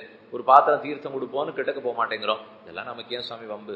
உடனே நம்ம புத்தி அப்படித்தானே போறது. யாரோ ஒருத்தர் இருக்கானா விட்டுடுங்க, அதை பத்தி இல்லை. ஆனா ஒருத்தரும் இல்லைன்னா போகணும் இல்லையா? எல்லா ஜீவராசிகளிடத்திலும் இரக்கத்தோடு இருந்தால் தெய்வத்தன்மை. இரக்கம் இல்லாம நெஞ்சில ஈரம் இல்லை, அப்ப அசுரத்தன்மை. அலோலுப்தம், எனக்கு எது வேணுமோ அதை வச்சுக்கிறேன், எது தேவையில்லையோ அதை எல்லாத்தையும் விட்டுடுவேன். என்ன பற்றின்மை. லோலுபா அப்படின்னா பற்று, அலோலுப்தம்னா பற்றின்மை. இதுவும் எனக்கு வேணும், இதுவும் எனக்கு வேணும், இதுவும் எனக்கு வேணும், எல்லாம் எங்கிட்டே இருந்தா நல்லா இருக்கு. இப்போ இங்க இலவசமா ஏதோ புஸ்தகம் கொடுக்குறாளாம், அதனால இருக்கட்டும், எதுக்கு இருக்கட்டும் 2ஆ வாங்கி வச்சுட்டேங்கிற பாருங்க. அதுதான் வாண்டாங்கிற. உனக்கு எது வேணுமோ தேவையோ அதுல மட்டும் பற்றோடு இரு. எது உன் தேவைக்கு சற்று மீறி இருக்கோ, ஒருத்தர் கொடுக்க வந்தா கூட இல்லை வேண்டாம் எங்கிட்ட இருக்கு போரும். இப்போ ஒரு தொன்னை நல்லா பிரசாதம் கிடைச்சது, சாப்பிட்டா போரும் இல்லையா? இன்னொரு தொன்னையை கொடுக்க போனார், போரும். அது கூட ஓரளவு கை நீட்டுவோம். ஏன்னா பசிச்சது அடங்கி படுத்துன்னா அடுத்தது யாராலையுமே சாப்பிட முடியாது. அதே ஒருத்தர் 100 ரூபா நம்ம கிட்ட பணம் கொடுத்தார், வாங்கி சொல்லிக்கொண்டோம். 100 ரூபா கொடுத்தார், இல்லையே நான் வீட்டுக்கு போறதுக்கு எனக்கு 100 ரூபா போருமே, இன்னொரு 100 ரூபா எனக்கு வேண்டான்னு சொல்லுவோமா? தத்யோதனம் கொடுக்கறச்சே 2ஆம் தொன்னை கொடுக்கச்சே வேண்டான்னு சொன்னேன். ஆனா 100 ரூபா கொடுக்கச்சே 2வது 100 கொடுக்கச்சே வேண்டான்னு சொல்லுவேன். ஆனால் அதுக்குதான் சுவாமி நிறைய ஜோபி வச்சு தைச்சுன்னு இருக்கும் பாருங்க. இப்பெல்லாம் கால்சராய் சொக்காயெல்லாம் அங்கங்க ஜோபி வச்சிருக்கா. இங்க கணுக்கால்கிட்ட ஒண்ணு இருக்கு, தொடைக்கிட்ட ஒண்ணு இருக்கு, இடுப்புங்கிட்ட ஒண்ணு இருக்கு, மேல ஒண்ணு இருக்கு, கீழே ஒண்ணு இருக்கு, எல்லா இடத்துலயும் இருக்கேனால் எத்தனை கொடுத்தாலும் வாங்கி வாங்கி வச்சுப்பா போல் இருக்கு. அதனால எது நமக்கு தேவைக்கு மீறி இருக்கோ வேண்டாம்னு சொல்ல தெரிஞ்சுக்கோ. அதைத்தான் இந்த இடத்துல அலோலுப்தம், பற்றின்மை. தேவையானதுல பற்று வச்சுக்கோ, தேவையில்லாதல பச்சை விட்டுடும். எல்லாம் இருக்கட்டுமே இருக்கட்டுமேன்னு வச்சுக்காதே. அப்படி வச்சுன்னா அசுரத்தன்மை. இருக்க தேவையானது இருக்கட்டும், தேவையில்லாதல நான் வாங்க போறது இல்லை. வீட்டுல சின்ன வயசுல எல்லாத்தையும் வாங்கி சேர்ப்போம். உங்களுக்கு 60 ஆட்டம் அத்தனையும் தூக்கி போட்டுட்டு உட்காண்டா தேவையில்லைன்னு தோணிப்படும். இதே 30 வயசுக்கு எல்லாருக்கிட்டும் அது ஒரு ஜாடி பார்த்தா வாங்கி வச்சிருப்போம், ஒரு கண்ணாடி பார்த்தா வாங்கி வச்சிருப்போம், எல்லாத்தையும் வீட்டுல சேர்த்துருவோம். சட்டத்தை பூர்த்தி 6 அன்னைக்கு மறுநாள் பாருங்க என்ன ஆறுதுன்னுட்டு 60ஆம் கல்யாணம் ஆயிடும். அதுக்கப்புறம் எல்லாரும் வந்த பிள்ளை பேரம் பேத்தி எல்லாம் கிளம்பிடுவா. அன்னைக்கு இருந்த வரைக்கும் முழுகினா நமக்கு வேண்டியதெல்லாம் நீ ஆக்கம் இந்திரனே சந்திரனேன்வா. மறுநாள் நான் இந்திரனும் இல்லை சந்திரன் இல்லை, மொத்த பேரும் கிளம்பி போனப்புறம் நான் தான் வீட்டு வேலையை ஆரம்பிக்கணும். மலைப்பா இருக்கும். அவ வந்து போட்டுட்டு போயிடுக்கிறது எடுத்து வைக்கிறதுக்கே 70 வந்துடும் சுவாமி. இப்ப 60 கொண்டாடினேன், 70 வந்தா தான் எடுத்தே வைக்க முடியும் போல இருக்கு. பங்களா வேணுங்கிறதுக்காக மெனக்கட்டு ரொம்ப பாடுபட்டு சம்பாதிச்சு வாங்கினோம். இப்போ அதை வித்துட்டு எல்லாத்தையும் கொடுத்துட்டு சின்னதா ஏதானும் ஒரே ஒரு படுக்க உள்ள இருக்கிற இடமா போயிட்டா தேவையில்லை. அது கொஞ்சம் கோவிலுக்கு வாசல்லே இருந்தா தேவையில்லை, இருந்தா அப்பப்ப போயிட்டு வந்து போமேனால் இது கொஞ்சம் நிதானமா சேர்த்துருக்கலாமோ இல்லையோ? பாரான்னு பறந்து மொத்தையும் சேர்த்துட்டு இப்ப ஒண்ணுமே வேண்டான்னு தூக்கி போடலாமான்னு தோணி அதெல்லாம் எனக்கு பிடிக்கவே இல்லை. அப்ப நீங்க கேட்கணும் மெதுவா, அந்த கணவன் மனைவி இந்த 65 வயசு உட்காந்து பேசினுக்கிறத கேட்டு பாருங்க. அப்பதான் தெரியும். அவ வந்து இதெல்லாம் எனக்கு பிடிக்கவே இல்லை போடுங்க. இவர் மெதுவா கேட்பேன், நீ தானே சேர்த்த, யார் ஒன்னு இவ்வளவு தூரம் சேர்க்க சொன்னா? இப்போ இவ்வளவு சேர்த்துட்டு இப்ப போடுன்னு சொன்ன எங்க போய் போடுவேன்னா, நான் அப்ப சேவைக்கச்சேவே வாண்டான்னு நீங்க சொல்ல வேண்டியதானே அப்படின்னு அவ திருப்பி கேட்போம். கேட்க நன்னா இருக்கும், ரசிக்கிறாப்புல இருக்கும். அதை உண்மையை அப்பவே தெரிஞ்சுக்கணுங்கிறதுக்காக சொல்ல வரேன். இப்போ யாருக்கா இருந்தாலும் தேவையற்றதுல எண்ணத்தை விடுவோம், தேவையானதை வச்சுப்போம். இது எனக்கு வேண்டாமா, நாளைக்கு இருக்கட்டுமே, நாளன்னைக்கு இருக்கமே வைக்க வேண்டாம். நான் இன்னைக்கே ராத்திரி இருக்க போறேன்னா தெரியாது, இதுக்கு மேல நாளைக்கு நாளைக்கு மறுநாள் போயிட்டா நாளைக்கு வேணும் வச்சுங்க. இதுக்கு மேலே மேலே மேலேன்னு சேர்க்க வேண்டாம். அலோலுப்துவம், மார்த்தவம், மென்மையா இருக்கணும். யாரால நம்மள அணுக முடியறதா இருக்கணும். ஒரு பெரியவரை நம்ம பார்க்க போறோம், அதுக்குன்னு அவர் கிட்டக்கே போக முடியாது, 8 ஷோர் கட்டி வச்சிருப்பாளாம், 6 கிட்டக்க போக முடியாதுன்னு இருக்கக்கூடாது. எப்பேற்பட்டவராக இருந்தாலும் அணுகிறதுக்கு எளியவரா இருக்கணும். போனா அவர்கிட்ட பேசலாம், சுவாமி ஒன்னும் அதெல்லாம் தப்பா நினைச்சுக்க மாட்டார், தெரிஞ்சா சொல்லுவார், இல்லைன்னா இல்லைன்னு சொல்ல போறார். அப்ப நாம யாருக்கும் அணுகத்தக்கவனா இருந்தா தெய்வத்தன்மை, அணுக முடியாத ஒரு பட்டாட்டோப்பா இருந்ததுன்னா அசுரத்தன்மை. அதுல நாம என்னவா இருக்க போறோம்? இப்போ யாரும் அணுக முடியறவளாத்தான் இருக்கணும். எதுக்கு நம்ம போனாலே மனுஷ வாழ்க்கைங்கிறது 70 வருஷம் 75 வருஷம் கொடுத்திருக்கார். இதுக்குள்ள பாதி பேரோட சண்டை போட்டுட்டு அணுக முடியாதவர்களா இருந்து என்ன சாதிச்சிட போறோம்? அடுத்தது மார்தவம், ஹ்ரீஹி, வெட்கம். நாம் ஏதான தர்மத்துக்கு புறம்பா நடந்துட்டால் அதை நினைச்சு வெட்கப்படணுங்கிறார். இது தர்ம காரியமாச்சு, ஆனா தர்மத்தை மாற்றி நான் நடந்து விட்டேனே, இன்னைக்கு அமாவாசை அதை மறந்தே போயிட்டேனே, எங்க அப்பாவுக்கு திதி மறந்து போயிட்டேனே, மறந்து போறது முதல் தப்பு, மறந்தேனேன்னு வெட்கப்படணுங்கிறார். மற்ற எதுக்கு வெட்கப்படக்கூடாது. தர்மத்தின் வழி மாறிட்டோம்னால் செய்ய வேண்டிய கர்மங்கள்ல ஏதானு குறை வச்சா கண்டிப்பா வெட்கப்படணும். இன்னொன்னு, நம்ம யாருக்கான தானம் கொடுக்குறோம்னு வச்சுக்கோ, என்னால 10 ரூபா தான் கொடுக்க முடியும் சாமி, 10 ரூபா கொடுத்தேன். அப்ப தர்மசாஸ்திரமே என்ன சொல்றது? இப்படி கொடு, ஸ்ரத்தையாதேயம், அஸ்ரத்தையா அதேயம், ஸ்ரீயாதேயம், கிரியாதேயம், பியாதேயம், சம்பிதாதேயம். நிறைய கொடு, ஆனா கொடுக்கறச்சவே இப்படி நினைச்சுக்கோ, இவ்வளவு குறைச்சலா கொடுக்கறேன்னு வெட்கமா இருக்கு, வெளியில சொல்லிக்கிறது கூட முடியல, இத்தனை நாள் இவர் பெருமை தெரிஞ்சு நான் ஒண்ணுமே கொடுக்கல, இப்ப மட்டும் என்ன கொடுத்துட்டேன் என்கிற வெட்கத்தோடு கொடுங்கிறது. அப்ப வெட்கப்பட வேண்டிய இடங்கள் உள்ளன, கொடுக்கும் போது வெட்கப்படணும், இவ்வளவுதான் கொடுக்கிறேனேன்னு. தர்ம காரியத்திலேருந்து மாறினேன்னா வெட்கப்படணும்.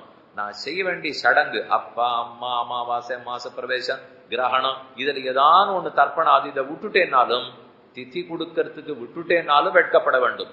அந்த வெட்கம் இருக்கிறவன் தெய்வத்தன்மை. வெட்கமே இல்லை, நான் பண்ணது சரின்னு போராடுறான் பாருங்க, ஆசுரம் தான். அதனால தெய்வம் இருந்தால் மென்மையோட வெட்கப்படுபவனாக இருக்கிறான். அடுத்தது தேஜகா, யாராலையும் வென்றுவிட முடியாது. க்ஷமா, எப்போதும் துன்பம் வந்தா கூட பொறுமையை கைவிட்டுடவே கூடாது. எந்த காரியமா இருந்தாலும் இன்னைக்கு இல்லைன்னா நாளைக்கு நடக்கும், நாளைக்கு இல்லைன்னா நாளைக்கு நடக்கும். காலம் பதில் சொல்லும் சொல்ல மாட்டீங்களா? இப்போ ஒரு இடத்துல சிக்கின்னு இருக்கேன், எப்படி வெளியில வருதுன்னே தெரியல, என்னென்னமோ பேசி பார்த்தாச்சு, ஒத்துக்க மாட்டேங்கிறா, ஏதோ சிக்கல், ஏதோ ஒரு கடன் தொல்லையில மாட்டினுட்டேன், நாளைக்கு என்ன ஆகும்னே தெரியல. ஆனா அந்த மாதிரி இருந்த எத்தனை பேருக்கு அந்த நாளைங்கிறது தாண்டிடும் தெரியுமா? அந்த வாரமும் தாண்டும், அந்த மாசமும் தாண்டும், அடுத்த வருஷமும் வரும். ஒன்னும் பெருசா ஆயிருக்காது, ஆனா அதுக்கு ரொம்ப பயந்துருப்போம். அப்ப சில கேள்விகள் பதில் தெரியாத சிக்கல்ல இருந்தால் காலம் பதில் சொல்லும். அப்ப அந்த மெதுவா அந்த காலத்தை விட்டோம்னால் அப்படி தானே சுற்றி சுழண்டு வரும். சில சின்ன சின்ன கட்டங்கள் வரத்தான் வரும், ஆனா அந்த கால நிதானமா பதில் சொல்லும். இந்த உண்மை இவன் புரிந்து கொள்ள வேண்டும். க்ஷமா, அந்த பொறுமை வேணும். இது இந்த நாள் ஆச்சுன்னா சரியாப்படும், இது தாண்டித்துன்னா வரும், அது கையாலாகத்தானே இல்ல, அதை பொறுமைன்னு ஏற்றுக்கொள்ளுகிறார்கள். க்ஷமா, திருதிகி, ஒரு காரியத்தை எடுத்துனுட்டோம், என்ன தடங்கள் வந்தாலும் அதுல உறுதியை குறைச்சிடவே கூடாது. கண்டிப்பா இதை பண்ணுவேன், அதுக்கு பகவான் நமக்கு துணை நிற்பாருங்கிற உறுதியோடு இருக்க வேண்டும். சௌச்சம் அத்ரோஹா, சௌச்சம்னால் அனுஷ்டானம். காலையில எழுந்திருந்து நன்னா குளிச்சுட்டு தயாரா இருக்கிறது, கோரு போறோம்னா குளிச்சுட்டு போறது, மடியா இருக்க முடிஞ்சா மடியா இருக்கிறது, சிராத்தம் வந்த அன்னைக்காவது அப்படியே துவைச்சு பிழிஞ்சு உணர்த்தி போட்டு அது வச்சுக்கிறது, கந்தையானாலும் கசக்கி கட்டு, கூடானாலும் குளித்து குடி. நாம ஒரு தர்ம காரியம் பண்ண போறோம்னால் அதுக்கு தகுந்த தூய்மையானதா உள்ளத்தையும் உடலையும் வச்சுக்கணும். அதுதான் சௌச்சம். எந்த தூய்மையும் தேவையில்லை. எந்த 10 பாத்திரம், திருட்டு, துப்பல், விழுப்பு எதுவா இருந்தாலும் ஒன்னா இருக்கலாம்னு நினைக்கிற பாருங்க, அசுரத்தன்மை.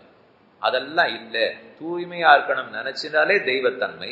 அத்ரோஹா, யாருக்கும் துரோகம் பண்ணாமல் நல்ல செயல்கள், யாரோ ஒருத்தர் நல்ல செயல் செஞ்சால் அசுரனா இருந்தா அந்த நல்ல செயலை தடுத்துருவோம். அடிக்கடி கேள்விப்பட்டிருப்பீங்களே, விஸ்வாமித்திரர் யஜ்ஞம் பண்ண போனார், ஆனா அதை அரக்கர்கள்லாம் வந்து தடுத்தார்கள். ரத்த குடத்தோட கொண்டு ஹோம குண்டத்துல கொட்டிடுவா, கள்ள கொண்டு கொட்டுவா, மாம்சத்தை கொண்டு போட்டுடுவா, அவர்கள் எல்லாம் பண்ணவே விட மாட்டாங்க. அப்ப நல்ல ஒரு நற்செயல்களை செஞ்சுட்டு இருக்கச்சே நான் அதை தடுத்தால் அசுரத்தன்மை. நல்ல செயல்கள் மேல மேல நன்னா நடக்கட்டும், நீங்க எங்கேயும் அப்படி யாகம் நடக்கிறது, தர்மம் நடக்கிறது, கோவில் கும்பாபிஷேகம் நடக்கிறது கோவில் இல்லையோ, போகிறச்சே மனசார இத போல நிறைய இடத்துல நல்ல செயல்கள் நன்னா நடக்கணும்னு நினைச்சுக்கணும். அதை பார்த்துட்டு என்ன பட்டாட்டோப்பம், எதுக்கு இவ்வளவுலாம் செலவழிக்கணும், இப்போ எனக்கு கொடுத்துருந்தாலும் உண்டு இப்படின்னு நினைச்சுக்காதீங்க. எங்க நல்ல செயல் நடந்தாலும் அனுமதிக்கணும், நம்மாலான ஆதரவு தரணும். நம்மால பொருள் கொடுக்கல, பணம் கொடுக்க முடியலையா, நன்னா இருக்கட்டும்னு மனசால நினைக்கணும். அதைத்தான் இந்த இடத்துல அத்ரோகா நான் அதிமானிதா, செருக்கே கூடாது. நமக்கு தகாத கர்வம், மானம் வேணும், அது சுயமரியாதை கண்டிப்பா வேணும். அதிமானிதா கர்வம் இருக்கவே கூடாது. கர்வப்படுபவன் அசுரன், கர்வம் இல்லாத இருப்பவன் தேவன். கடைசியா முடிக்கிறார், பவந்தி சம்பதன் தெய்வீம் அபிஜாதஸ்ய பாரத. பாரத இதெல்லாம் தெய்வத்தன்மை. அர்ஜுனனே இதெல்லாம் தெய்வத்தன்மை. இப்ப சொன்ன ஒவ்வொன்னையும் அப்படியே எதிர்மறையா எழுதிங்கோ, எல்லாம் அசுரத்தன்மை. இப்ப அடுத்த வேற நம்ம பண்ண வேண்டியது, இப்ப சொன்னதெல்லாம் ராமன்ட்ட இருந்துதா? ஆமா இருந்ததே. சத்தியம்தான் பேசுவார், யாரு செஞ்ச குற்றத்தையும் நினைச்சு கூட பார்க்க மாட்டார், ஆத்மாவை பத்தி நினைக்கிறார், எதை கண்டு கலங்க மாட்டார், பயப்பட மாட்டார், தானம் கொடுப்பார், யஜ்ஞம் தேவ பூஜை பண்ணுகிறார், அத்தியனம் பண்ணி சொல்லுவார், தபஸ்வியாக 14 வருஷம் காட்டுக்கு போனது உண்மை, யாராலும் அணுகத் தகுந்தவராக, குரங்குகளும் அணுகலாம், அணில்களும் அணுகலாம், குகன்கிற வேடன் அணுகலாம், சுக்ரீவன்கிற குரங்கு அணுகலாம், ராவன் பிரித்த பாபினுடைய தம்பி விபீஷணனே அணுகலாம். அப்போ அனைவராலேயும் அணுகத் தகுந்தவரா இருந்தார், யாரையும் ஹிம்சித்ததில்லை, உண்மைதான் பேசுவார். கோபமே ராமன்ட்ட பார்க்கவே முடியாது. ராமனுடைய சித்திரத்தை நீங்க எங்க பார்த்திருந்தாலும் நிதானமா இருப்பார், கோபமே படமாட்டார், பரபரப்பே அவருடைய கண்ணில் தெரியவே தெரியாது, சாந்தமா இருக்கார், கோள் சொல்ல மாட்டார், எந்த ஜீவராசிக்கு ஆபத்து வந்தாலும் இரக்கத்தோடு இருப்பார். ராஜ்யத்தை பறித்த கைகியினிடத்திலேயே அவர் தப்பா நடந்ததில்லை. தம்பி பரதன் வரும்போது இவன் எதுக்கு வந்தான், இவனுக்கு தானே பட்டாபிஷேகம் அவர் தப்பா நினைச்சதே இல்லை. அப்ப நாம இப்ப பார்த்த 26 பண்புகளும் ராமனிடத்தில் பூர்ணமாக அமைந்திருக்கின்றன. இந்த 26ம் ராவணனிடத்துல கிடையவே கிடையாது. அப்ப ராவணனிடத்துல இது ஒண்ணும் கிடையாது, ராமனிடத்துல அனைத்தும் அமைந்துள்ளன. இப்ப நாம யார போல இருக்கணும், நான் ராமநாட்டம் இருக்கணுமா, நான் ராவண நாட்டம் இருக்கணுமானால், இப்ப சொல்லப்பட்ட குணம்லாம் நம்ம கிட்ட இருக்கு. இது அப்படியே இல்லை சுவாமி, எனக்கு அகிம்சை பிடிக்கும், ஆனா அவ்வளவு அகிம்சை எல்லாம் இல்லை, ஏதோ பண்ணுவேன், நானும் சத்தியம்லாம் சொல்லுவேன், கொஞ்சம் கொஞ்சம் வாரத்துக்கு ஒரு நாள் போய் சொல்லுவேன், இந்த மாதிரி எதானு இருக்கலாம், பரவாயில்ல போனா போதும். அப்ப ஏதோ அந்த பாதையை நோக்கி போக போறோமோ இல்லையோ, அப்ப ராமன்றவர் இப்படி இருக்கார், 26 பண்புகளானே தெரிஞ்சு கொடுத்து, நாம எங்கேயோ ராவண நாட்டை இப்ப யாரும் இல்லை, அப்படி நம்ம இல்ல, ஏதோ நடுவா ஒரு இடத்துல இருக்கோம். அப்ப அங்கிருந்து ராமனை நோக்கி முன்னேறி போகணுங்கிறதான விஷயம். இப்ப ஒரு பக்கம் இந்தந்த குணங்கள் என்னன்னு பார்த்துட்டீர்களா. இப்ப அசுரத்தன்மை என்னவா இருக்கும்னால் அதை கண்ணன் சுருக்கமா சொல்றார், தம்பஹா தர்பஹா அபிமானஸ்ய குரோதஹா பாருஷ்யமேவச்ச அஜ்ஞானஞ்ச அபிதாச்சஸ்ய பார்த்த சம்பத் ஆசுரின் தம்பம். புகழுக்காக எத்தையும் செய்தல், இதுதான் அசுரத்தன்மை. நாமே புகழுக்காக ஒண்ணு செய்யக்கூடாது, செய்யணுங்கிறதுக்கு செய்யணுமே தவிர எனக்கு இதனால ஒரு புகழ் கிடைக்க கூடாதுன்னு செய்யறது. அடுத்தது தர்பஹா, சப்தம் ஸ்பரிசம் ரூபம் ரசம் கந்தம் இதெல்லாத்தையும் அனுபவிச்சு நிறைய காட்சிகளா பார்த்திருக்கேன், அப்படியே சங்கீதமா கேட்டிருக்கேன், சாப்பாடா சாப்பிட்டிருக்கேன். இது எல்லாத்தையும் சாப்பிட்டு என்னாட்ட சாப்பிட்றதுக்கு ஆள் இருக்கா, என்னாட்ட நாட்டியம் பார்த்தவர்கள் ஆள் இருக்கா, என்னாட்ட சங்கீதம் கேட்டவர்கள் ஆள் இருக்கா. இப்ப இங்க வந்து உட்கார்ந்து பணிவோடு இருப்பது எப்படின்னு உபன்யாசம் நடக்கிறதுன்னு வச்சுங்களேன்.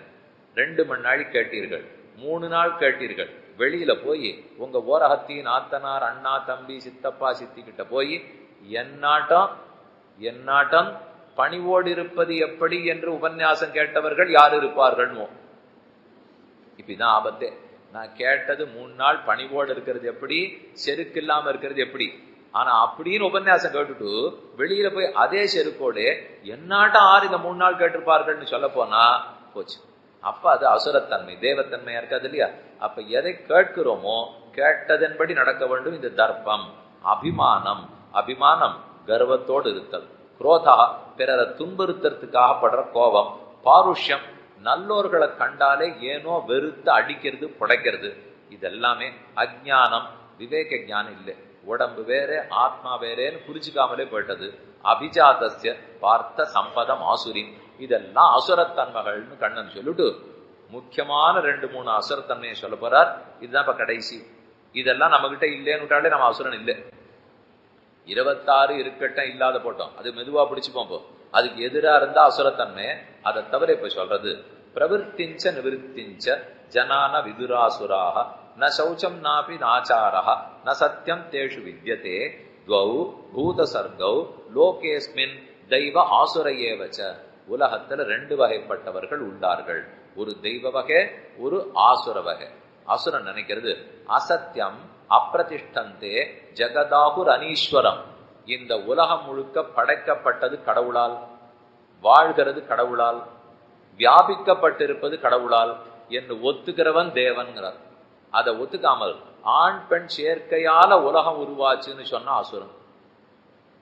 ஆணும் பெண்ணு சேர்ந்தா போரும் வஸ்து உருவாயிட போறது. ஆணும் பெண்ணு சேர்ந்தா குழந்தை பிறந்துட போறது. இதுக்கு எதுக்கு தெய்வம்னு ஒருத்தரை ஒத்துக்கொள்ள வேண்டும்? தேவையே இல்லையே என்று புரியாமல் பேசினான்னா அசுரத்தன்மை. அது எப்படி நடந்துடும்? ஆண் பெண் சேர்றவாளுக்கெல்லாம் குழந்தை பிறந்துடுறதா? உலகத்துல எல்லாருக்கும் கல்யாணம் நடந்துடுறதா? விருப்பப்பட்டபடிக்கு குழந்தை பிறந்துடுறதா? குழந்தை பிறந்தப்பறம் நீங்க விருப்பப்பட்டபடி இருக்கா? எந்த கேள்விக்கும் பதில் தெரியலையே. அப்படி இருக்கிறச்சு ஆண் பெண் சேர்க்கையாலேயே உலகம் உருவாயிடும்னு சொன்னால் அப்ப அது அசுரத்தன்மையா இருக்கு. அப்படி நடந்துடாது. அபரஸ்பர சம்பூதம் கிமன்யத் காமஹைதுகம். ஆகவே காமத்தை தவிர, ஆண் பெண்ணுக்குண்டான காமத்தை தவிர உலகத்துல எதுக்கும் காரணமே இல்லை என்று சொல்லுபவன் அசுரன். மேலும் அவர்கள் காமமாசிரித்த துஷ்பூரம் தம்பமான மதான்பிதாக, தாங்களே நிறைவேறாத சில ஆசைகளை பிடிச்சுப்பாளாம். அதை நிறைவேற்றத்துக்காக தப்பு தப்பா வழிகளை கடைபிடிப்பாளாம். இப்ப என்ன நினைச்சுட்டான்? நிறைவேற முடியாத ஒரு ஆசை, சீதையை அடைய வேண்டும் ராவணன் நினைச்சுட்டான். அதுக்காக எத்தனை தப்பு பண்றான் பாருங்க. சீதையை தூக்கின்னு வந்தது ஆரம்பத்திலேயும் தப்பு. ராமன் எல்லாம் நேர்மையா நடந்துட்டு இருக்கார். ஆனா அவரை மாயமான வச்சு மறைச்சு விட்டுட்டு அவர் ஆசிரமத்துல இல்லாத இருக்கிற சமயத்துக்கு இவன் வந்து தூக்கின்னு போறான். ஆரோ ஒருத்தர் வந்து தடுக்கிறார், வாண்டான்னு தர்மத்தை எடுத்து சொல்றார். ஜட்டாயுவை வெட்டி விடுறான். அதுக்கப்புறம் இங்க வந்து சிறைச்சாலையில வச்சுட்டான். ஹனுமார் வருகிறார். வந்த ஹனுமானிடத்துல அவரை கொன்னுடுங்கிறான். அப்புறம் விபீஷணன் எடுத்து சொல்லி தூதனா வந்தவனை கொல்லக்கூடாதுன்னு அப்புறம் தான் வால்ல நெருப்பே வைக்கிறார். அப்ப எதுக்கு இவ்வளவு சக்தி இருக்கிறவன் ஒவ்வொரு இடத்துலையும் தவறுகிறான்? ஏன் அடி பெறறவனுக்கு? ராவணன் தான் அவ்வளவு பெரிய சக்திசாலியாச்சே. அப்ப இந்த ஒவ்வொரு இடத்துலயும் தாராள மனசோட ராமன் திரும்பி வரட்டும், அவர்கிட்ட சண்டை போட்டு சீத்தையை தூக்கின்னு போறேன்னு சொல்ல வேண்டியதானே. சொல்ல வரலையே. ஏன் வரலைன்னால் அந்த நேர்மை உள்ளத்துல இல்லவே இல்லையே. சக்தி இருக்கே தவிர அதற்குண்டான நேர்மை இல்லை. அப்ப அந்த ஆற்றல் நேர்மை இல்லாதவனிடத்துல இருந்துட்டால் சுலபத்துல வெளிப்படாது. பிரபவந்தி உக்ர கர்மாணா க்ஷயாய ஜெகதோஹிதா. எவ்வளவு தடுமாறி நாம் பாருங்க. ராமனுடைய தலையே வெட்டல, சௌக்கியமா இருக்கார் ராமன்.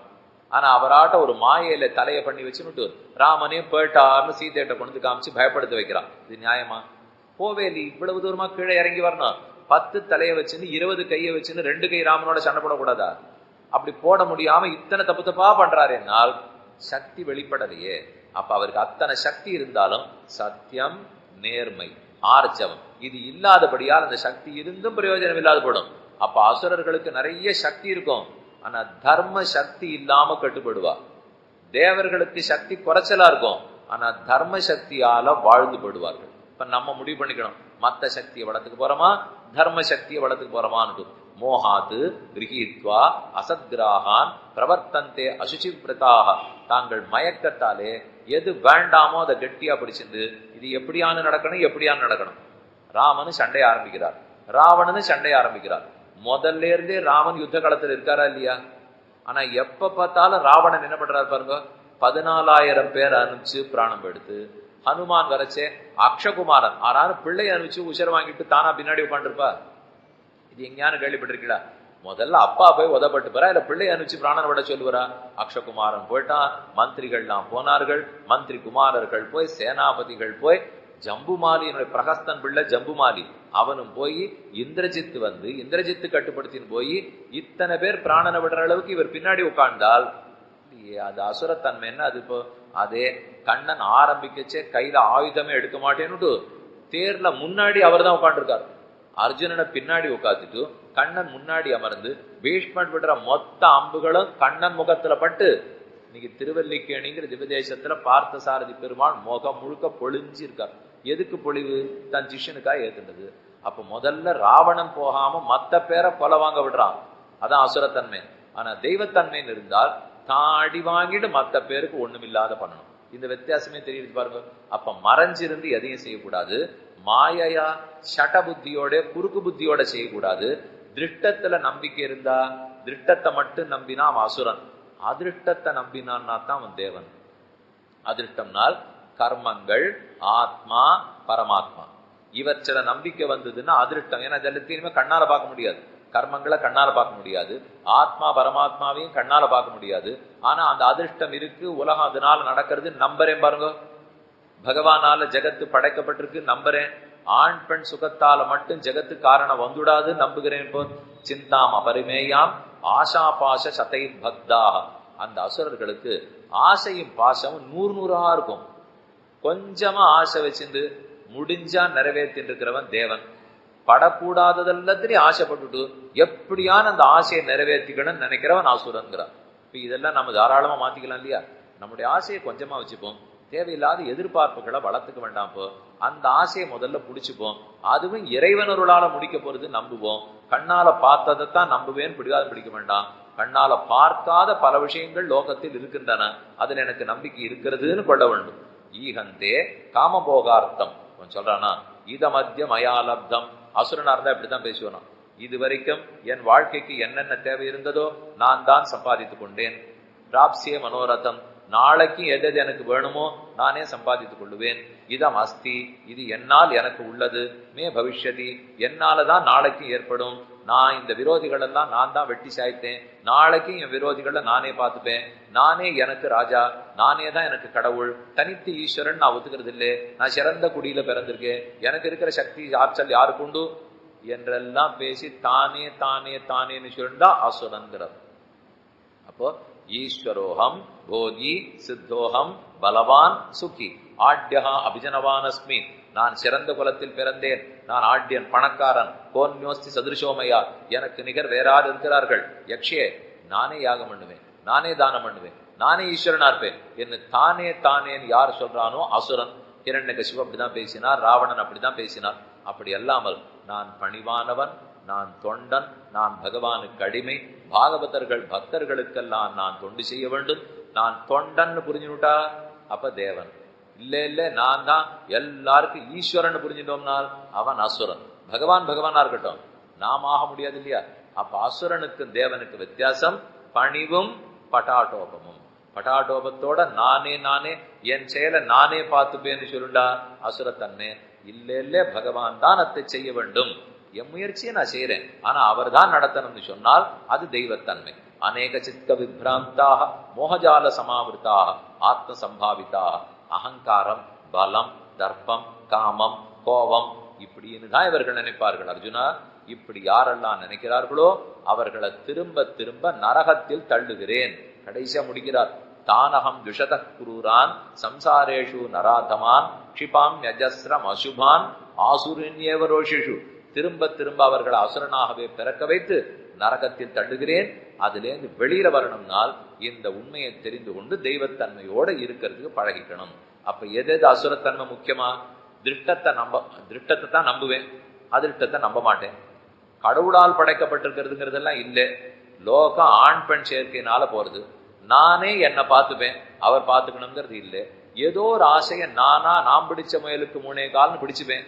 அதை அடையறதுக்கு என்ன மாதிரி வழியை வேணா பின்பற்றுவேன், அந்த வழி சரியான வழி அப்படின்னு பேசுவேன். சாஸ்திர சொன்னத்தை தான் அடையணும், அந்த வழின்னெல்லாம் நினைக்க மாட்டேன். இதை போல முக்கியமான வேறுபாடுகள். இதெல்லாம் அசுரத்தன்மை.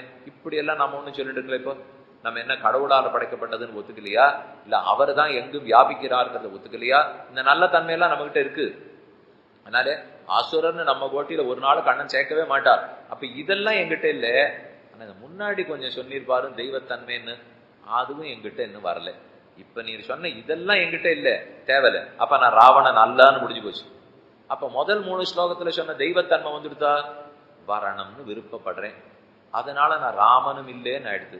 நான் ராமனும் இல்லே ராவணம் இல்லைன்னா என்னவா இருக்கலாம்னால், அணிலா இருக்கலாம், குரங்கா இருக்கலாம், லக்ஷ்மணனா இருக்கலாம், பரதனா இருக்கலாம், சுக்ரீவனா இருக்கலாம், விபீஷணனா இருக்கலாம், குஹனா இருக்கலாம், யாராவனா இருக்கலாம், அவர்களுக்குள்ள யாருமா இருக்கலாம். அதனால கவலைப்படாதீங்க. ராவணனா இல்லையேன்னுட்டு திருப்திப்பட்டுப்போம், ராமனா இல்லையேன்னு கவலைப்பட வேண்டாம். அதுக்கு நோக்கி போறதுக்கு ராமதாசனாக ராம பக்தனாக இருந்திருந்தால் கூட எத்தனையோ நன்மைகள் நமக்கு நடக்கும். இனிமே ஆழ்வாராக நேர ஆழ்வாராயிட முடியாது. ஆழ்வாருக்கு தொண்டனாகலாம், பக்தர்களுக்கு பக்தனாகலாம். ஆனா ஆழ்வார் நிலை அடையறதுக்கு ஒரு சிலது நம்ம பண்ணி பார்க்கலாம். இதெல்லாம் பண்ண ஆழ்வார்கள். அப்படி பண்ணிட முடியாட்டா கூட வீழ்வார்களா இருக்கக்கூடாது இல்லையா? நான் ஆழ்வார்களா இல்லாட்டா கூட வீழ்வார்களா ஆகிவிட வேண்டாம். அந்த பக்தி எப்படி வளர்த்துக்கிறாங்கிறதை நாளை மாலை 6:30 மணிக்கு சொல்லுகிறேன்.